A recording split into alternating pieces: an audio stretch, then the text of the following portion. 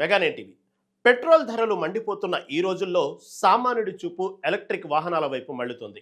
అయితే ఇవి కొందామంటే వాటి ధరలు కాస్త ఎక్కువగా ఉండటం అందరినీ ఆలోచింపజేసే విషయం.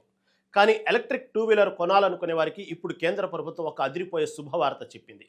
పర్యావరణాన్ని పరిరక్షించాలనే ఉద్దేశంతో దేశంలో విద్యుత్ వాహనాల వినియోగాన్ని భారీగా పెంచడానికి కేంద్ర ప్రభుత్వం తీసుకొచ్చిన పిఎం ఈ డ్రైవ్ పథకం ఇప్పుడు మళ్ళీ వార్తల్లో నిలిచింది. ఈ స్కీమ్ కింద ఈవీ కొనుగోలుదారులకు ఇచ్చే భారీ సబ్సిడీ గడువును ప్రభుత్వం తాజాగా పొడిగించింది. అసలు ఈ పొడిగించిన గడువు ఎప్పటి వరకు ఉంటుంది, ఎంత సబ్సిడీ లభిస్తుంది, దీనికోసం కొత్తగా ఎన్ని కోట్లు కేటాయించారు?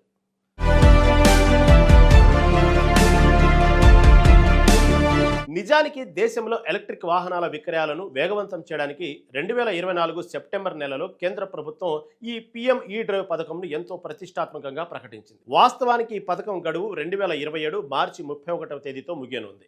కానీ మార్కెట్లో ఈవీలకు పెరుగుతున్న డిమాండ్ సబ్సిడీ గడువును మరింత పొడిగించాలంటూ రాజ్యసభ స్టాండింగ్ కమిటీ కేంద్ర భారీ పరిశ్రమల శాఖను కోరడంతో ప్రభుత్వం ఒక కీలక నిర్ణయం తీసుకుంది. దీని ప్రకారం ఈవీ కొనుగోలుదారులకు పిఎం ఈ డ్రైవ్ పథకం కింద ఇచ్చే సబ్సిడీ గడువును ఏకంగా 2028 మార్చి 31 వరకు పొడిగిస్తూ కేంద్రం అధికారిక నోటిఫికేషన్ జారీ చేసింది.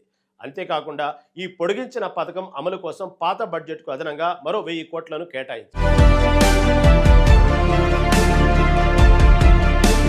మరి గడువు అయితే పెంచారు. ఇంతకీ మనకు ఈ స్కీమ్ కింద ఎంత సబ్సిడీ లభిస్తుంది అనే డౌట్ మీకు రావచ్చు. కేంద్రం జారీ చేసిన మార్గదర్శకాల ప్రకారం ఈ స్కీమ్ కింద ఎలక్ట్రిక్ ద్విచక్ర వాహనాలకు బ్యాటరీ సామర్థ్యం ఆధారంగా అంటే ప్రతి కిలోవాట్ అవర్కు 2500 చొప్పున సబ్సిడీ చెల్లిస్తారు. అయితే ఇక్కడ ఒక చిన్న కండిషన్ ఉంది. ఒక వాహనానికి మీరు ఎంత పెద్ద బ్యాటరీ తీసుకున్నా సరే గరిష్టంగా 5000 మాత్రమే సబ్సిడీ లభిస్తుంది.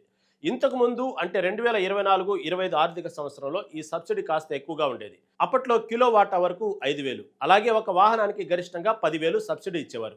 ఇప్పుడు దాని రేటును సవరించారు. మరో ముఖ్యమైన రూల్ ఏంటంటే మార్కెట్లో దొరికే అన్ని ఎలక్ట్రిక్ స్కూటర్లకు ఈ సబ్సిడీ వర్తించదు. మీరు కొనే ఎలక్ట్రిక్ టూ వీలర్ యొక్క ఎక్స్ షోరూమ్ ధర ఖచ్చితంగా 1,05,000 దాటకుండా ఉంటేనే మీ వాహనానికి ఈ సబ్సిడీ పక్కాగా వర్తిస్తుంది.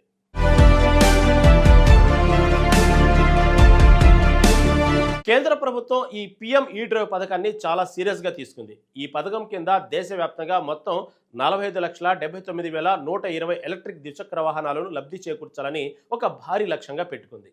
కేవలం ఈ ఈవీ టూ వీలర్ విభాగం కోసమే ప్రభుత్వం ఏకంగా 2,767 కోట్లను కేటాయించింది.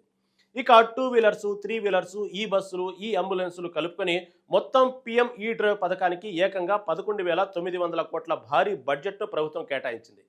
దీన్ని బట్టి చూస్తే భవిష్యత్తులో మన భారతీయ రోడ్లపై ఈవీల హవా ఏ రేంజ్లో ఉండబోతుందో మనం ఇట్టే అర్థం చేసుకోవచ్చు.